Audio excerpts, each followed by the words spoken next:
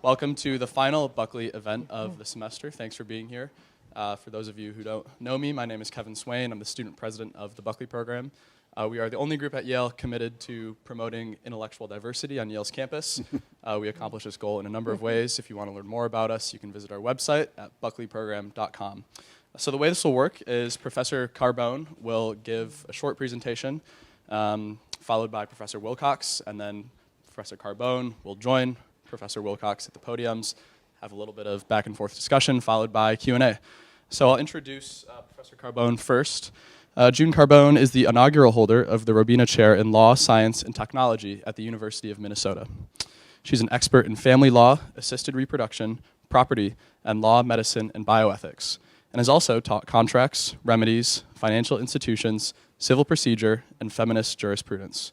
Her most recent books are Red Families versus Blue Families, Legal Polarization and the Creation of Culture and Marriage Markets, How Inequality is Remaking... Oh, sorry, those are two separate books, Yes. and I morphed them into one. That's all right. We do that. And the sometimes Creation too. of Culture and Marriage Markets, How Inequality is Remaking the American Family. Most importantly, she holds a JD from Yale Law School. So please join me in welcoming Professor June Carbone. So I'm sorry. It'll be space bar, I think. Okay. Yep.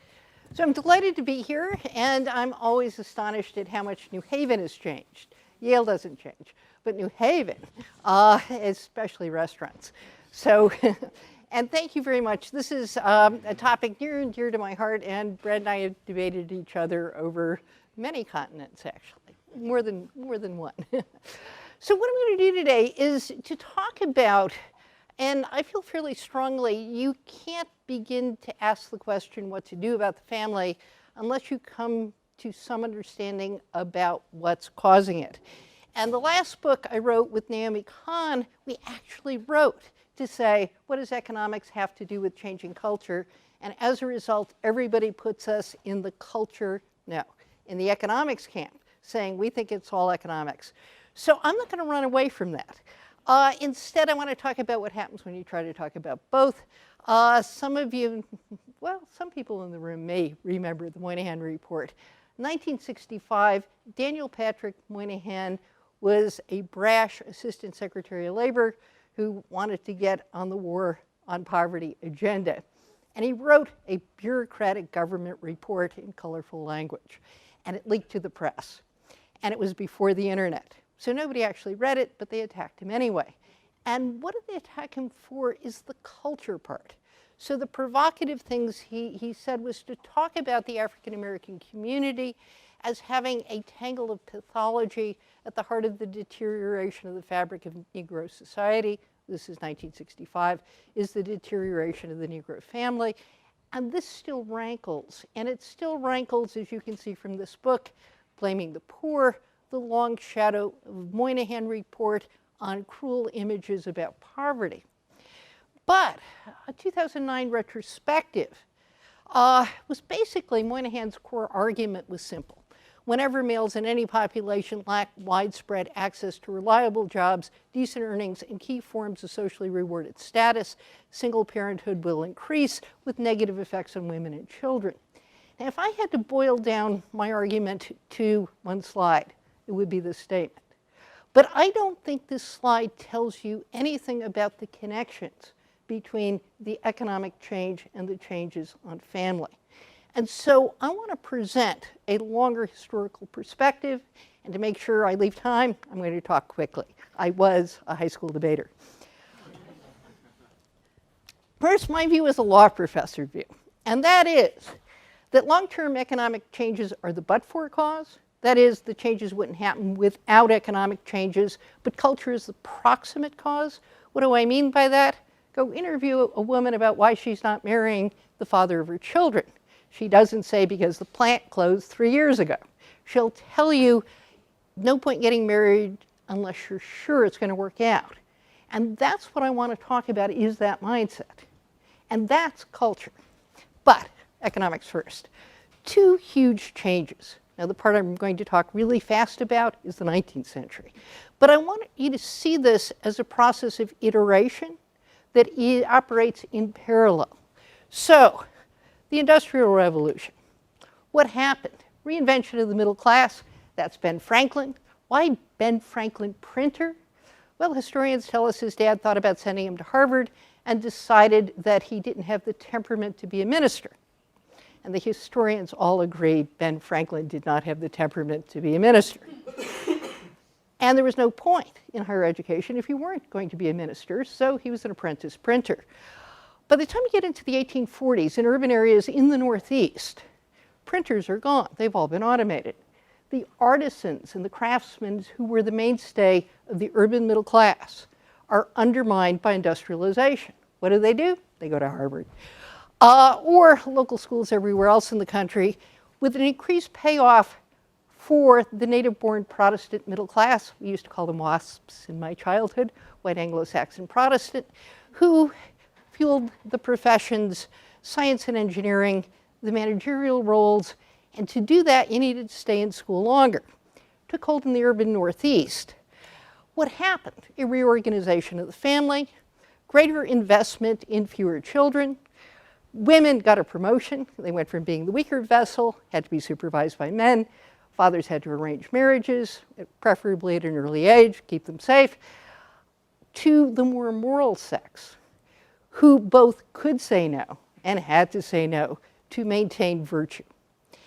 And as this is happening, productive activities, candle making, clothes making, even farming, no longer are the mainstay to the same degree of the middle class. They go out of the home, and it is supervising children that becomes associated with women's higher status and higher levels of education, with the United States by the end of the 19th century being the most educated country in the world, with women's education outpacing men, so they could read the Bible to their children in farm communities. A huge cultural change. But this is what drives it. You got to keep the men in school. How do you do it? The women are trained to say no. 1800, 30% of brides give birth within 8.5 months of the nuptials. By 1860, it's only 10%, and that 10% are the working classes. When you look at family size, 1800, the average wife gave birth to 8 children. By 1900, it's 4 children. 1800, wealthier women have more kids. Why? Because they're healthier. By 1900, wealthier women have fewer kids, and there isn't the kind of birth control we use today. They got to say no. But one of the consequences of all of this is that inequality increases.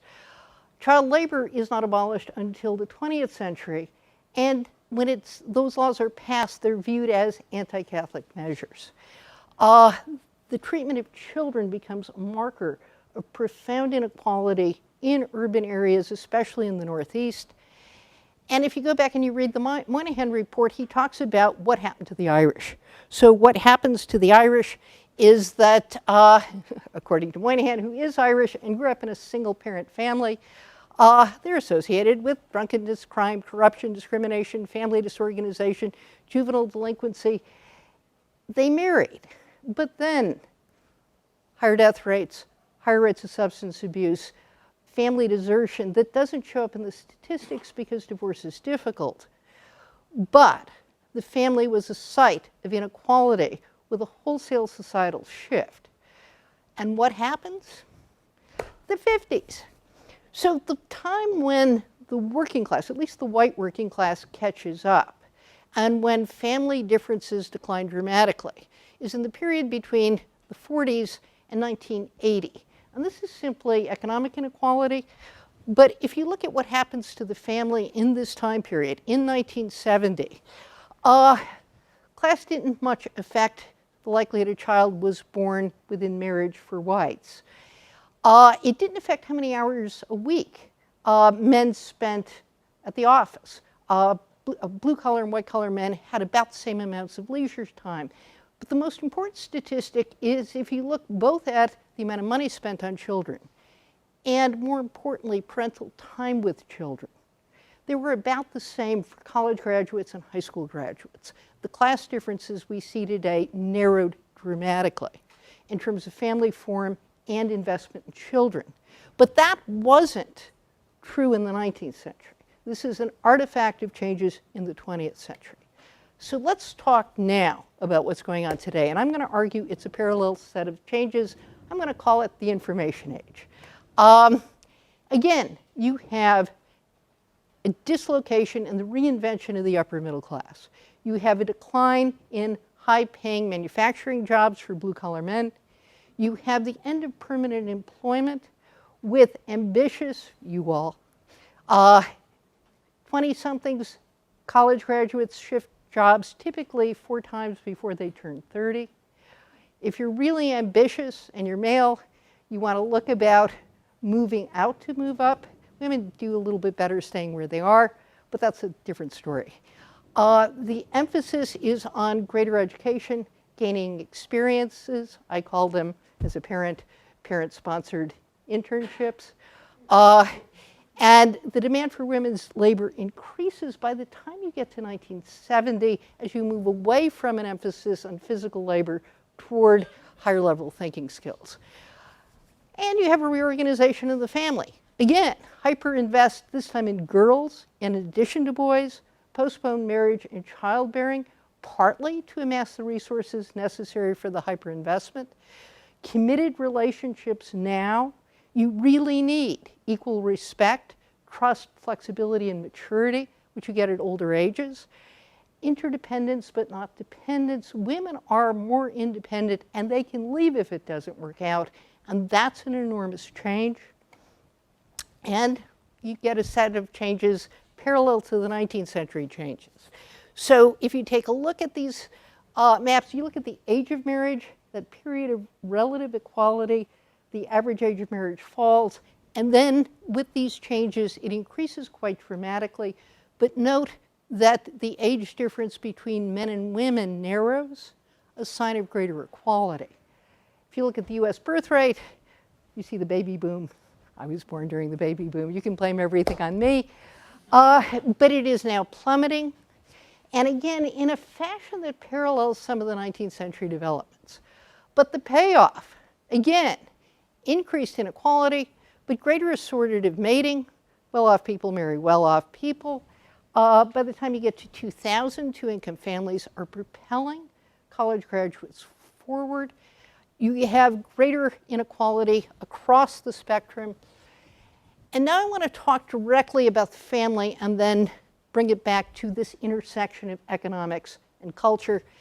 When you look at first marriages ending in divorce within 10 years, so if you play out these numbers out, the end lines are in 2004. And what happens to the bottom group, college graduates with 4-year degrees, is the divorce rate falls back to what it was in the mid-60s before no-fault divorce, but it's increasing for everybody else. When you look at the non-marital birth rate, and these are Brad's figures, if you look at whites with college degrees, that's the blue line and the green line under BA. There's no change between 1982 and 2006. It's gone up a little bit since then, but it's still well under 10%. But if you look at what happens to high school only grads, the non-marital birth rates increase substantially. And for African Americans, they increase for college graduates as well, but are still dramatically different when you look at the upper ranges than the lower ranges. So you're seeing a class-based picture of family change. Why? Here are the numbers on what happens to unintended pregnancy rates. And I think this slide is important in emphasizing the upper middle class has moved to a new family strategy. The working classes have not. And, but I'm not going to say that's the cause entirely. Instead, I just want you to note for those people who are 200% or above of the poverty rate, the unintended pregnancy rate falls in half between 1981 and 2008.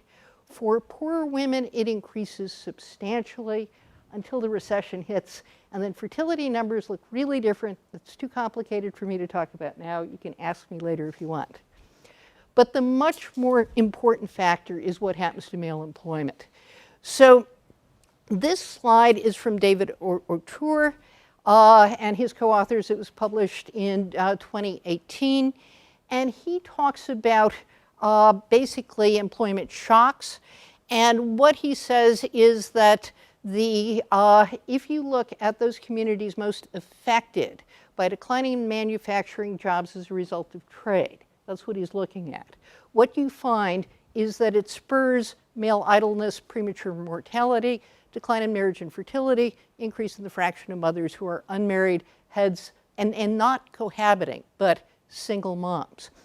And when you ask the question, why does this happen?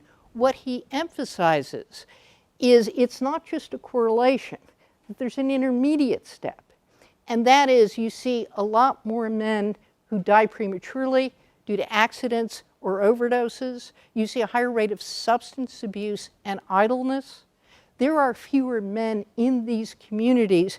When you look at African Americans, you also see high rates of incarceration. And when women outnumber men in a given community, marriage rates fall. When men outnumber women, marriage tends to increase.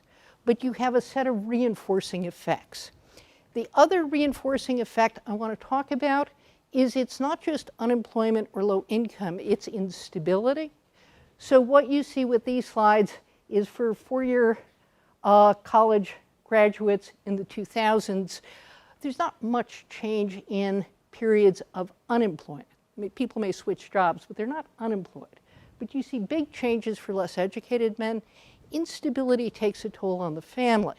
So if you look at divorce proneness by couples who perceive economic stress, 1980, yeah, people with high economic distress are more divorce prone. No surprise there. By the time you get to 2000, economic distress produces much higher rates of divorce proneness, and it does because of cognitive dissonance in gender roles. Again, ask me about it later. Instead, I want to talk about what happens when African American scholars start picking up the topic after Moynihan in the 80s. This is Bill Wilson. He describes interviewing a woman, and this captures something I think is important. So she's saying, you know, husband loses his job. He now is sticking it to her saying, hey, you were unfaithful, those aren't my kids. I'm not working and I'm not supporting you. She said, that happens. She says, hit the door then. She throws him out. But what happens if you're married? If you're married, it's hit the door, please. You're stuck with them, just like all the other people stuck with their marriage and stuff. I think it's best not to get married unless you're sure that person's going to take care of you. 2/3 of divorces are initiated by women, more if you go farther down the socioeconomic ladder. If you're the one who wants the divorce, you got to go to court. It can be expensive. It can be time-consuming. If you're not married, you're a woman, you get tired of the guy, you throw him out. And he has to go to court if he wants custodial rights. If there's no money, marriage is a really bad deal for women. And all this does is to replicate that, this time using a white couple.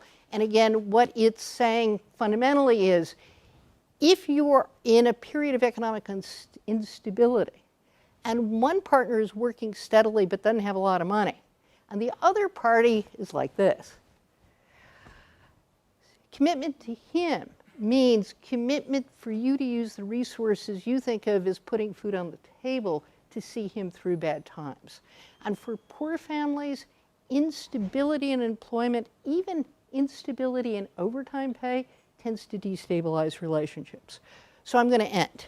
And I'm not going to talk much about this except to say the transformation we've seen that undermines stability and security in blue-collar jobs is continuing. We're not at the end of it. Where do I think the real debate is about what to do? I think it's between Andrew Yang, who likes to talk about himself as a libertarian. He's running for president as a Democrat. He says guaranteed basic income, but nothing else. And AOC, Green New Deal, she's really channeling modern monetary theory, the idea of a job guarantee, that you need the dignity and structure of work, but more importantly, you need to rebuild communities.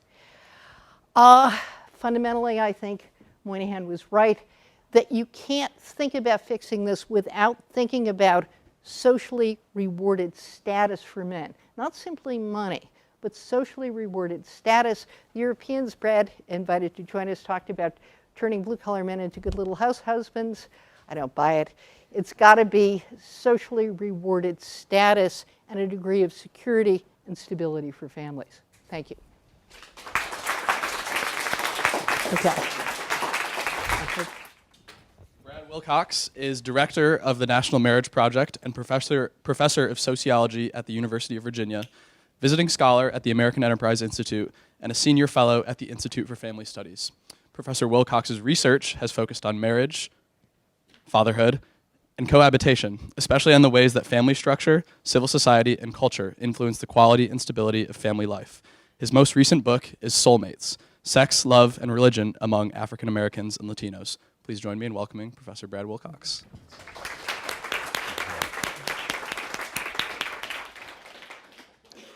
Thanks, Kevin. It's great to be here with you all here and also with June tonight. So I'm here to talk about the marriage divide in America, why it matters and why it is characteristic of our country today. And I want to just kind of begin by underlining a point that I think was pretty clear in Professor Carbone's presentation. That's this growing marriage divide, growing family divide, where working class and poor kids are much more likely to experience single parenthood and family instability. And by contrast, kids from more educated and affluent homes are more likely to be raised in stable two-parent families. This is kind of the divide that's most of concern to me because I'm so concerned about the welfare of kids in this country. And you know, why is it though that family structure matters for kids? Why should we be concerned that so many kids in working class and poor communities across the country, and obviously even here in New Haven, are being raised outside of the confines of an intact, married family? And we can think about this in part, I think, by considering a story from Rob Henderson, who graduated from Yale here just last year. And Rob was born into poverty and experienced, as this quote here suggests, a great deal of family instability.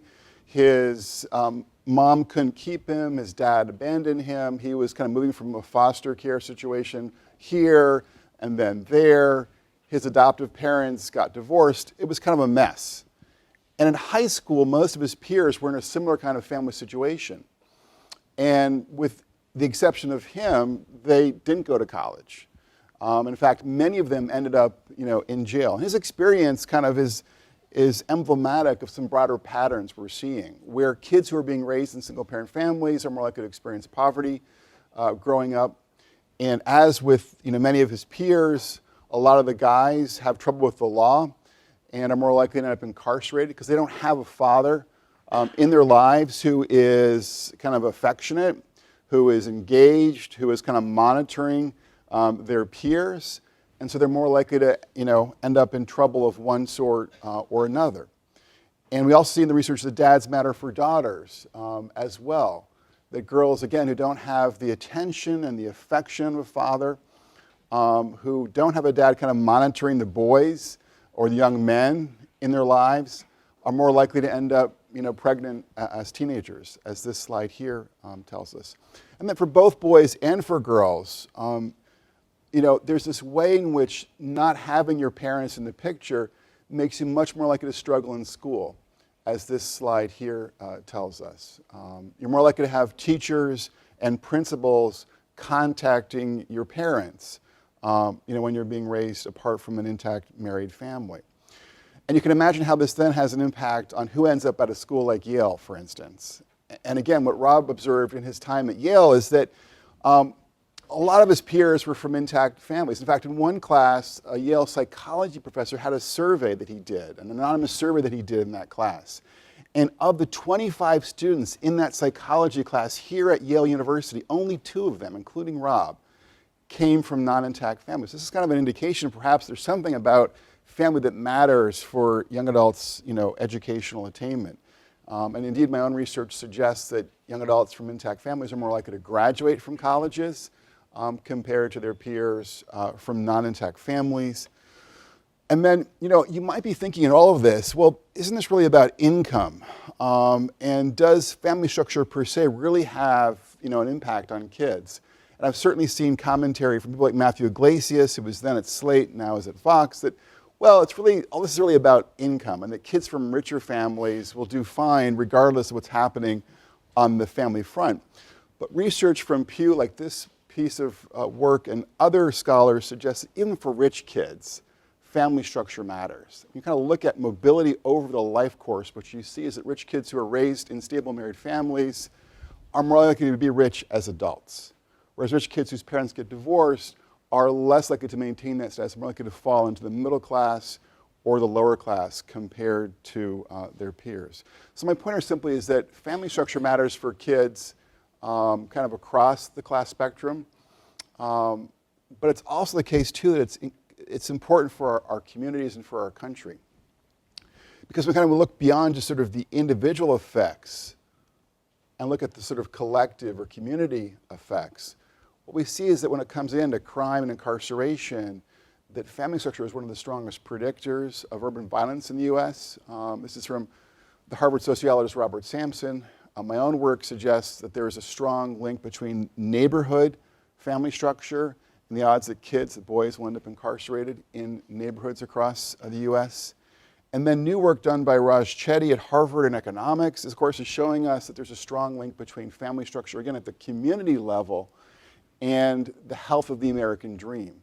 So what he's showing in this work is that kids from communities with more two-parent families over here who are growing up poor, at about the 20th percentile, are much more likely to get up to the 80th percentile as adults.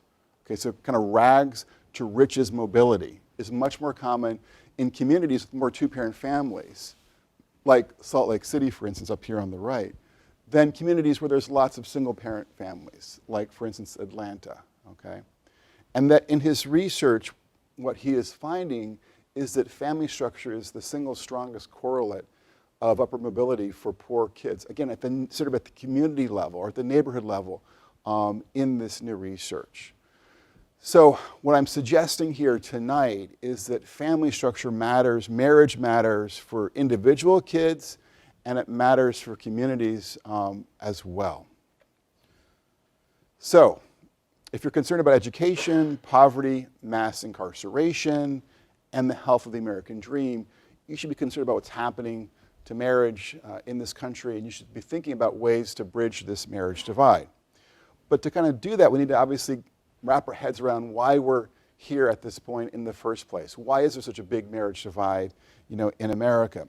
And there are some people who are kind of making arguments about family life in America today who kind of argue it's really all about social structure. It's about economic policy, it's about things like incarceration, it's about inequality. And I think the problem with an argument that's just focusing on these sort of social structural issues is that it doesn't really take into account the fact that this transformation in American family life in terms of family structure really got underway in the 1960s. And this was an era where we're about 15 years before large-scale deindustrialization. We're about 20 years before dramatic income inequality. And we're also about 20 years before mass incarceration, okay? So mass incarceration really takes hold in the 1980s, well after these family changes are kind of coming across this country. So what I'm saying here is that we all kind of know that if X causes Y, X must precede Y in terms of the temporal ordering. Yet what we see is that a lot of the shifts that were taking place in families were happening before the major economic and other social structural factors that get talked about a lot today in public discourse about the marriage divide and about family life more generally. So what was happening in the 60s? Well, I think a big part of the story here was the way in which there were lots of cultural revolutions unfolding in the 60s that affected things like sex, obviously, marriage, divorce, in important ways. And George Akerlof at Berkeley, Janet Yellen, who was a former Fed chair, obviously, and their colleagues would give you kind of one academic kind of reflection on some of these dynamics playing out here in American family life.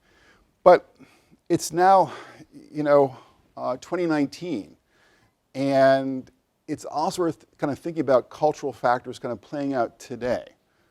And what I would say kind of today when it comes to sort of the cultural story, the cultural argument is that, in the abstract, we find support for marriage kind of across class lines, across racial lines, across political lines. But we are, as a society, more tolerant today compared to 50 years ago of things like non-marital childbearing, divorce, single parenthood, and more affirming of family diversity. Okay, so that's sort of obviously a shift. But what I want to suggest to you tonight in kind of closing is that even though many Americans are kind of more tolerant, more accepting of these things in the abstract, kind of in general, when it comes to kind of lived life, sort of private life, I think what I call the strivers, that is college-educated Americans, religious Americans, and Asian Americans, are much more likely in their private lives to embrace the virtues and the values that sustain strong and stable families. Okay? So when you think about this marriage divide in America today, it's partly driven by these kinds of cultural issues. So what I'm talking about here, for instance, is for the strivers, for the college-educated Americans. Yes, in the abstract, globally, they are accepting of family diversity. So my college students at U.Va have a big class, 180 kids, and I poll them anonymously. And more than half of them say they have no moral objection having a child outside of wedlock, okay? Kind of in the abstract, globally, sort of politically. That's their public philosophy, right? The very next slide, I asked them, how would your parents react if you came home over Thanksgiving break and told them that either A, you were pregnant, or B, that your girlfriend was pregnant? And in that sort of different scenario, more than 90% of them say that their parents would freak out over that kind of possibility. So my point is that, yeah, beyond sort of this public toleration for family diversity, there is actually, I think, a renewed commitment to marriage and family stability that describes how a lot of strivers and their kids approach family life. And so we see, for instance, when it comes to embarrassment around teen pregnancy in the US, kids from highly educated homes much more likely to have kind of this normative piece going here that signals that they're actually concerned at some level about putting marriage before, I think, the baby carriage. When it comes to religious Americans, they're more likely to express concern about divorce. They're more likely to embrace an ethic of marital permanence.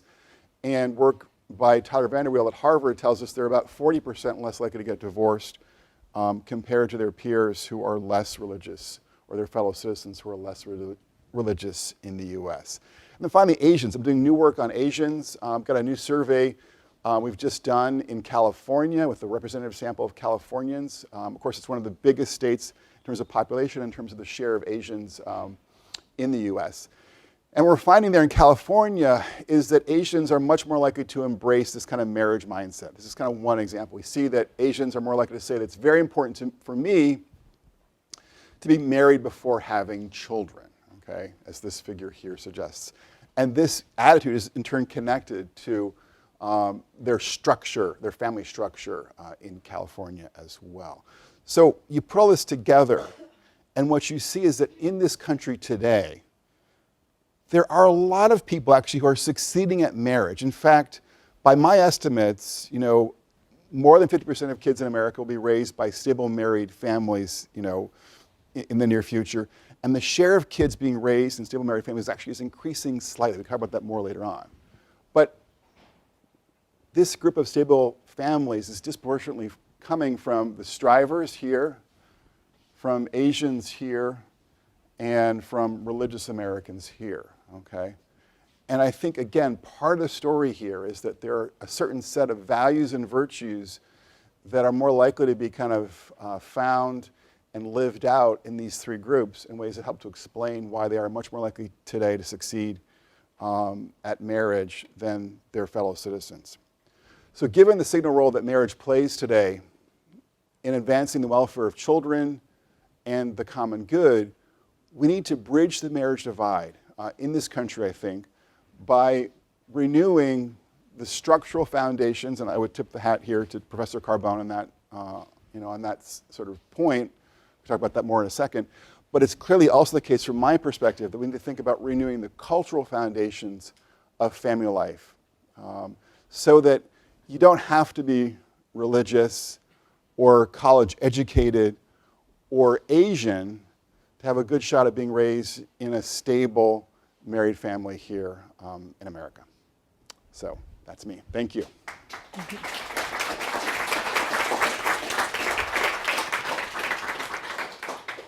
Yeah, feel free to come up and then I'll turn this up. All right. We'll get to some back and forth and then some Q&A. I'll ask the first question. So, both of you talked a little bit about poor and working class families facing challenges and hardships relative to those above them in the socioeconomic structure. And I sort of know what both of you will answer to this, but the reason why I'm asking the question is because I'd like you to disagree on it and hopefully debate it a little bit. But is the bigger challenge facing those families a lack of female empowerment, or is it contemporary masculinity becoming separated from things like work or fatherhood or marriage? Whoever wants to take it first, feel free. Well, Actually, I think probably agree on this. yeah, I think Yeah. we do agree on it. And Sorry. and when we can stop there, or I mean, at some point, I'd like to respond a little bit to what Brad said. Please. And it does tie into this because one of the reasons I did this long historical framework is I am not making an argument that a marginal change in economic factors, like whether there's a recession tomorrow, has an immediate and predictable effect on the family. Instead, it is rather seeing it as a long-term set of changes. So when you look at the decline in marriage preceding the current era, you have to bring in online two things. When you talk about African Americans, you are beginning to see the drying up of new high-paying jobs for blue-collar men in African American communities in the Rust Belt North before the rest of the country. What happens with the African American family precedes what happens to working class whites by about 2 decades. And when I first started going to conferences on the family in the 80s, what was going on in inner cities in terms of declining employment was just stunning. In the mid-80s, there were fewer African American men in total graduating from college than a decade earlier, in spite of the civil rights gains. And so you have to take that into effect, and you had increased death rates. So it's not just employable men, the absolute number of men began to decline. What all that did is it meant what was the mainstay of the family in general in the 50s, which is the shotgun marriage, didn't work anymore. So what happened in the 50s is, I talked about what happened in the 1900s, the number of brides who gave birth within 8.5 months of the nuptials. Well, it was back up in 1960 to 30%, the same number as in 1800. And when you had that happen, and then you brought on board divorce reform, divorce rates skyrocketed because with a changing economy and greater rights for women, the shotgun marriage didn't work. It depended on men being able to get jobs at 19, and it depended on women having to put up with them. So, because they had nowhere to go. And they now had a couple of kids, and what they did, when you look at working class families in that era, is the women raised the kids with help from their kin relations. But the men could get jobs and hold jobs even if they spent time partying with the boys on the side. And that's gone. And that means to see what's happening now, you can't just talk about a cultural shift. You have to see that the strategies that worked in the 50s and 60s don't work now. And the empowerment of women is part of that story. So thanks for your comments, Professor Carbone. I think what I would say is I want to be clear here in terms of talking about the importance of culture and civil society in all of this. I don't want to discount the importance of economics. I would certainly grant that the shifts you've talked about, that you've spoken about, are part of this sort of the story here.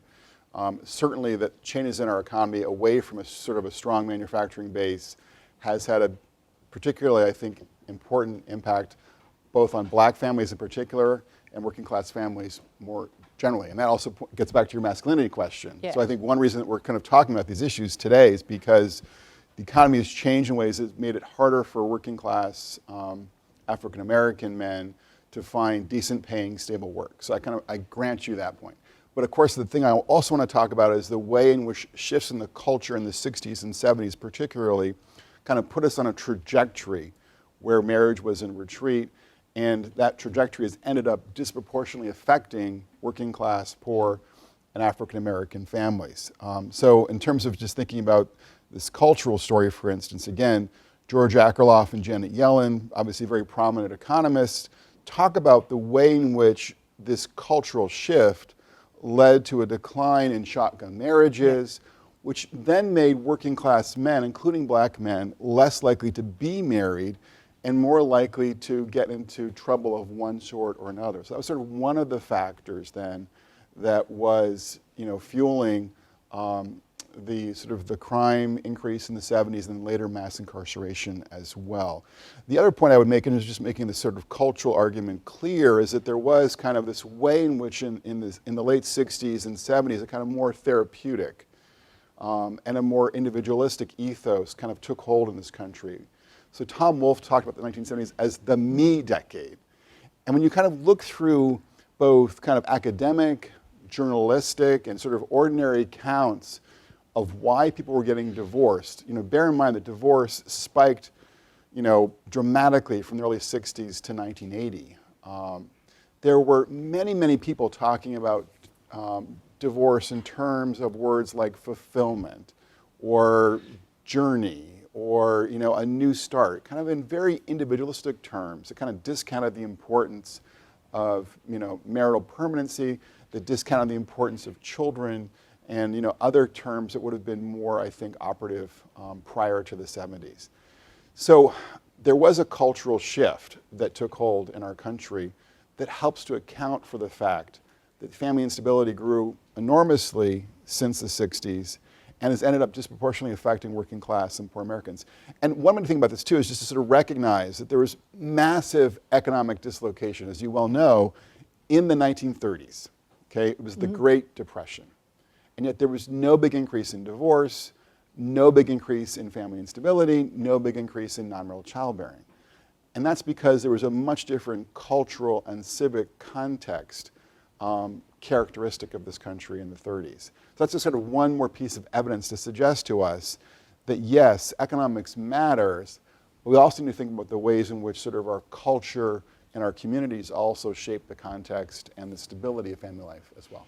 Here's the problem I have with culture, if I may respond. There are three different cultural shifts. And the way Brad just presented them, and indeed the way many sociologists who talk about them present them, is to conflate three different things. So the first is this idea of expressive individualism, the me first culture. And James Q. Wilson wrote a book in 2002 called Marriage Problem, and he says, the problem is expressive individualism. It starts in the Enlightenment, and it's associated with the long, slow emancipation of women. And he says that's the basic problem. Well, he's right. When you talk about this idea of expressive individualism, it is a centuries-long change. Lawrence Stone, who's a historian, talks about it in England, is associated with the change from arranged marriages, you did what your parents told you to do, including the choice of a spouse, to being able to choose your own mate. But in the late 20th century, it is also associated with the change in women's roles. So I spent a lot of time on the change of women's roles because that was going to destabilize things too. But it's not directly an expression of expressive individualism. In part, it's a shift in the position of women in an economic framework where women go from intrinsically dependent once they have kids to being financially independent, and a shift in family strategies by the upper middle class to deal with that. Part of the advantage of later age of marriage, for those of you in the room who aren't married yet, people are current college students. Is anyone married here? Are you a current college student? Are you a current student? So, well, you know, I gave a talk at LSU, and 50% of the law students were married, and I was quite struck. So one of the things about this later age of marriage is it's also a strategy for picking somebody, not just who's a soulmate, but where you can trade off. My husband and I have moved from Washington, D.C., where we met, to California, to Kansas City, to Minnesota, and he's back to commuting after having commuted for a while into Texas. And we're still together after 40 years. But I can tell you that takes a lot. And so part of what you're getting is a shift toward a mindset that accepts not just egalitarian, but flexible family roles that have to be based on trust. The latest studies on, you want to predict if somebody's going to divorce? It's whether there's equal respect. Hierarchical relationships predict divorce. So you've had a shift in ethos that is about women and women's roles, but it's different from expressive individualism, or at least it's a culmination of 3 or 4 centuries of development, whereas the current wave is about the last 50 years. But then there is the class-based divergence in family strategies. That's more recent. And I think we should separate those 3 things as not all about the same thing. But for no group in today's economy does the shotgun marriage work unless you are embedded in a religious community or kinship-based community with strong support. The strategies of the 50s don't work so well right now. I think that's, abundantly clear that, those of us who are kind of marrying today and juggling work and family and children are not living in the 1950s. My wife is in San Francisco right now. My kids are in Charlottesville right now, and thank God my in-laws are with my children right now. Okay, so I understand the point about how work and family and gender have changed a lot from the 50s to the present. But I think we haven't kind of really come around on the expressive individualism point. I don't think that particularly, I don't think our elites have kind of fully kind of come clean with this idea that, a good marriage, a good family life really require a lot of sacrifices, as probably clearly the case you and your husband have made for your own journey, require, a durable commitment to marital permanency, and a whole set of other values and virtues that are really important when it comes to making family life work today in 2019. I'm not talking about 1955. And in fact, one of the interesting things about Asian families is that they don't have the same kind of orientation or concerns about women working that, say, folks in the 50s would have had. But what they do have, when you look at this, attitudinal work that we're doing right now, is this strong appreciation, again, for marital permanence, for commitment, and for the importance of family structure for them and for their kids. So I think kind of going forward from, today, what we need to do is to sort of re-educate our elites about kind of the importance of these virtues and these values when it comes to marriage and family stability, and, to, as Charles Murray has argued, to kind of basically preach what they practice, and to do a better job of kind of institutionalizing these values and these virtues, not just in these kinds of circles, but in many of the neighborhoods within a few miles of this classroom location, not to mention across the entire country more generally. So again, my point here is that, yes, it's a new economy, it's a new world, and in this economy, in this new world, it's probably even more the case that you need to have 2 parents who are durably committed to one another and who are there in the trenches on Sunday night, Monday night, Tuesday night, Wednesday night, Thursday night, helping their kids, navigate the challenges of, school and life more generally. And if we don't kind of rediscover the value of, kind of stable marriage and extend that appreciation to sort of everyone, we're just going to be living in a world where a whole class of Americans and a whole class of American kids are left behind. So that's sort of, I think, the way I would think about it. Yeah, and that is where we disagree a bit, because for all that I agree, I think it is a fallacy to say that because 2 people who can make marriage work are better off. I think that's true, absolutely true. Therefore, we should stigmatize those people who can't make it work. And I'm struck by some of when I was living in Missouri, I had Christian fundamentalist friends who told me kind of confidentially, their daughter got pregnant, she wasn't married.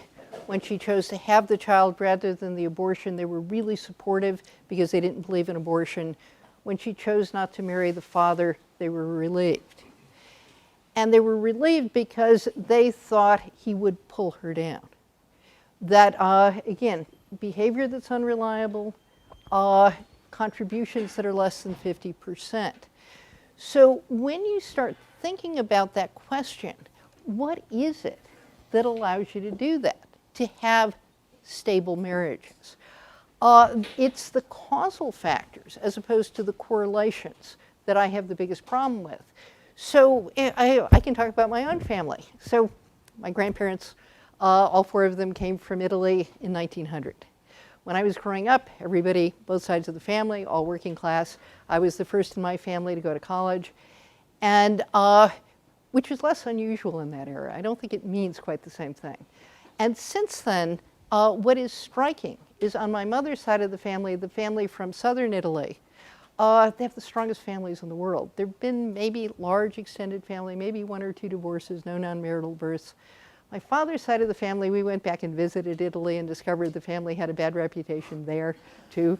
My father is a wonderful guy and delighted to have married into my mother's family. But when I gave this talk a few years ago, every marriage except mine had ended in divorce. Since then, one of my cousins on the 3rd marriage, I think, is making a go of it. And 50% of the kids in the current generation had been born outside of marriage. Now, when you say what makes the difference, we were all the same growing up. In socioeconomic terms, absolutely no difference. And the side of the family that's totally messed up is the one from central Italy, less stigmatized in Italy than Calabria. The difference was character, and character that was transmitted across generations. Now what happens is as you get a world of greater economic inequality, those differences are much more apparent, and they are compounded by a set of social circumstances. So one of my cousins wants to leave a car to one of her nieces and is just figuring out whether that would disqualify her from the financial aid she needs to attend community college. Took a lawyer to figure out. And that was not true when I was growing up. You could afford to go, I could afford to go to an Ivy League school and without breaking the bank on the family. And so one of the things is that the structures we have in place make all of this worse. But I don't think you can say marriage would fix it if you don't change anything else about the current society. A few minutes for a few questions. Just raise your hand and I'll pass the mic over to you. Thank you both for coming out today. I wanted to ask what each of you think about the polyamory movement. Is it sort of a momentary blip in the social history of the United States, or is it going to contribute to a longer-term social trend? Do we need the mic here? Or what's the? Okay. Okay. In terms of polyamory, yeah, I think, as you probably can guess, I'm not a big fan. My wife's not a big fan either of polyamory. But seriously, I would say a couple things about it. One is I do think if this was to become a more kind of, a really popular movement, and there's debates about how common it really is in America today, I think it is a kind of a system that's probably going to more likely disadvantage women than men. And I would tell you a story actually from Qatar.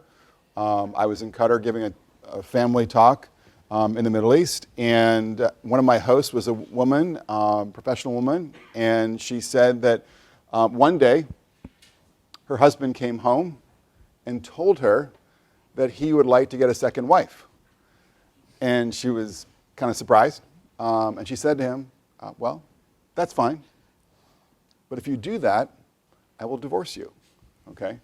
So my point here is something I think probably that sort of the market for polyamory is probably, I'm not saying it's only male, but I think that's probably going to lead in many situations to some awkward and difficult situations. But I think more fundamentally, the second point that I'd make is that we have seen a lot of research coming out of sub-Saharan Africa where there's only kind of one model, a polygamous model, where it's one man and many women. But the evidence is pretty clear that kids, in polygamous families in sub-Saharan Africa are doing comparatively worse than kids headed by just two parents. And I think, it is the case that, kids require a lot of time and energy. And I think love, and I think polyamorous families would be ones where kids are less likely to get that kind of intense parental care. And also where they're more likely to be exposed to unrelated adults who are much more likely to put them at risk. I mean, we know in terms of like sexual abuse, physical abuse, emotional abuse is much, much more common for kids when unrelated adult males are in the household. And my fear, of course, here is that if polyamory becomes much more common, particularly for kids, families with kids, we're going to be putting, a good number of kids at risk of some pretty bad, outcomes. So that's sort of how it would respond to that. Yeah, and my basic reaction is there's a difference between a society embracing it and occasional people doing it. So we have a case in Minneapolis where a lesbian couple, one of them met a Danish man. They ended up having a child together. He ended up coming to the U.S., marrying the first woman, moving in with the second woman, and the three of them are having a family together. He has now fathered children with both women. And the judge allowed each of the women to adopt, so all three would be parents of all the children being raised in the joint household. And my answer on this, if they want to do it, I don't really care. I see no reason why you can't recognize all of them as parents since they're living together and jointly raising these children and establishing ongoing bonds. I don't see it as the new social model. And I do think it often did arise in societies where you don't have enough men to go around and women are dependent on the men. And this was a way of, instead of the man divorcing the first wife, he just added the second. But I don't see this as a model for American society or as a solution to the lack of men in low-income communities. Thanks so much. My question is in regards to single motherhood and how that leads to higher rates of incarceration for men who come from single motherhood. Sure. It seems that there's a cycle that men go to prison and they create more single mother families. Sure. How do we break that cycle? So I certainly think that part of the challenge facing us today is that we have had obviously this phenomenon of mass incarceration in the United States really since the 1980s, and so and that obviously means that there are fewer dads in the picture in many homes across America, and so those kids I think are more likely to fall into this cycle of delinquency, crime, and then incarceration for themselves. So I think one way to break the cycle is to work on criminal justice reform, so we are kind of making offenses that are not violent ones where there is less time served, and trying to figure out too on drug cases ways to sort of go outside of the criminal justice, outside of incarceration. So that's sort of I think one way of responding to that question. But I also think too we need to figure out ways to kind of revive masculinity and revive the prospects for men who are not on that college track, so that they're less likely to fall, into a situation where crime is appealing, and where they're more likely to sort of see like a viable path for them, both in school and in the labor force. And I think one of the problems is that a lot of teenage boys are in middle schools and high schools where they're not doing well. They're failing algebra, for instance. That's actually a big marker of future educational and life problems. Okay, I'm serious. And so there are a lot of boys, for instance, who they fail algebra or they fail some other kind of related class, and there's like really no sort of future for them in their own eyes, a viable kind of legitimate future, and then they kind of go in a different direction that's bad. So I think we have to figure out ways we can sort of strengthen vocational education, and kind of reinvent masculinity in ways that give these kinds of boys better educational, economic, and sort of cultural opportunities and identities that will protect them from falling into this sort of more criminal or delinquent path. We have somebody who wanted to ask a question? Yes. Thank you. This is more for you with the economic side of things, but it seems like there's a kind of fallacy in the general perception that there are no manufacturing jobs and they're all disappearing, where in reality they're shifting to new locations. And so to find work, people would have to move their families away from their historic communities. How do you see this as contributing to this problem of the interrelatedness of failing marriages and economic opportunity? Like, would this just kind of change it, or how does this affect that? Well, one of the reasons that the end slide, the real debate is between AOC and Andrew Yang. This is not about 2020 election. This is about really grappling with the fact that on a long-term basis, the combination of automation and globalization really changes where jobs are and who they're there for.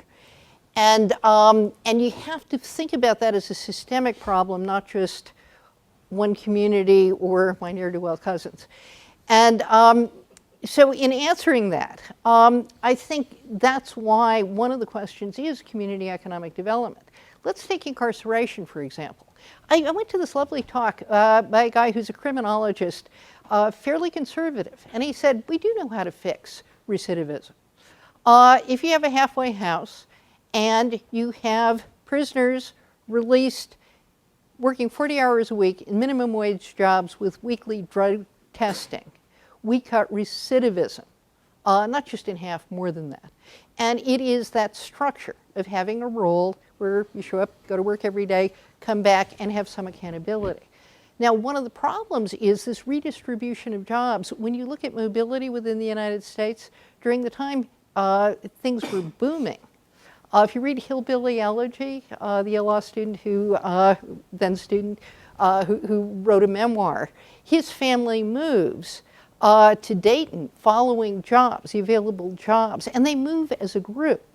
My relatives also tended to move together. I mean, even moving from the city to the suburbs, we all moved to the same suburb. And so you have those extended family supports.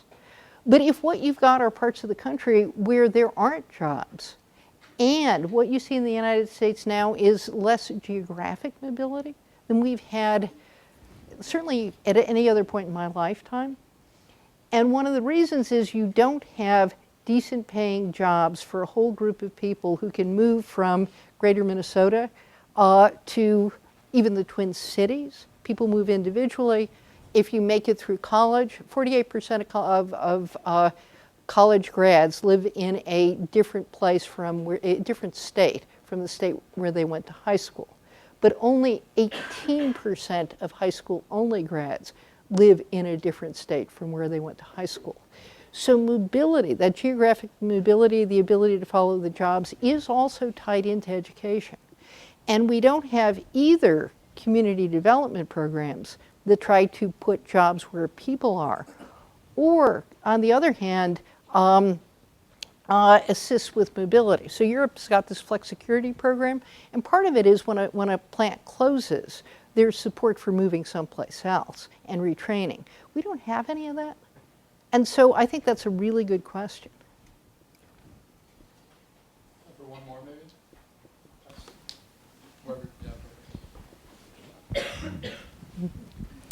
So this will be a question for both of you. So you guys discussed about the issues that men kind of faced in the economy and how that really impacts their ability to provide for a family. And I was also considering the other angle.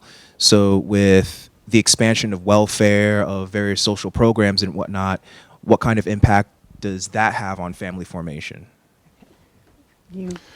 So I think part of the story here is that in different ways, since the mid-'60s, the government has often kind of penalized marriage. So I think first it was sort of penalizing marriage for the poor, And so there were cases when people were getting access to AFDC, which is sort of the first big welfare program in the 60s, where kind of it made more economic sense to have just a mother approaching the state for public support.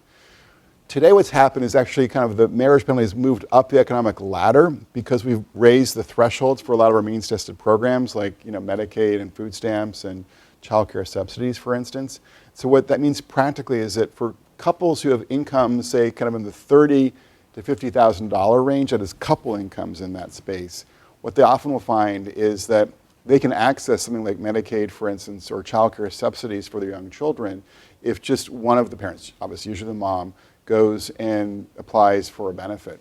But if they were to marry and sort of officially, legally pool their income and apply for these benefits, they would lose access to them. So I was talking to a couple, working class couple in Virginia in the spring, and he's an IT tech. She's a stay-at-home mom. They've got 2 young children, about 2 and 4, and they've been together for a while. And I was kind of just sort of trying to figure out, why are you guys not married? They were cohabiting. And so we actually sat down at the kitchen table and ran the numbers and realized that we would lose access to Medicaid for the mom and the 2 kids were we to marry. So that's an example. He's making around $35,000.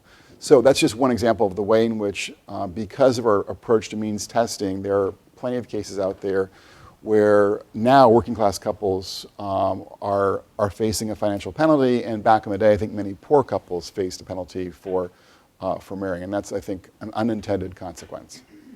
And I think there's a nice argument that the causation runs in the other direction. So when you look at, and I've spent a lot of time reading the marriage promotion programs, and my initial view was that they were probably a good thing. They certainly were preaching the kind of things I'd preach. Wait till you have the kid. Be sure you know the other person before you rush into marriage. Maturity helps. Flexibility and equal respect. I thought, great. I'm all for it. And I started reading this literature, and one of the things you see is the role of economic uncertainty. So I'll give you an example. There was a woman who was being interviewed who said, yeah, we'd really like to get married when he pays off his traffic tickets. You're saying, what? Well, it's $5,000 worth of traffic tickets. And because he hasn't paid them off, he's lost his driver's license. And because he lost his driver's license, he lost his job. And so he has no real prospect of paying them off anytime soon, but he's driving anyway without a driver's license. And they both think anytime he gets pulled over, that a commitment to him means a commitment to bailing him out, a commitment to supporting him through the period when he's trying to get back on his feet, and dealing with $5,000 worth of debt that may be joint and several liability if you're married, but not so much if you're single. And if they reach the point where they had a measure of predictability and certainty in their lives, they might well get married. And so I emphasize there's that other side of this. Let's give a big round of applause for both our guests. Thank you.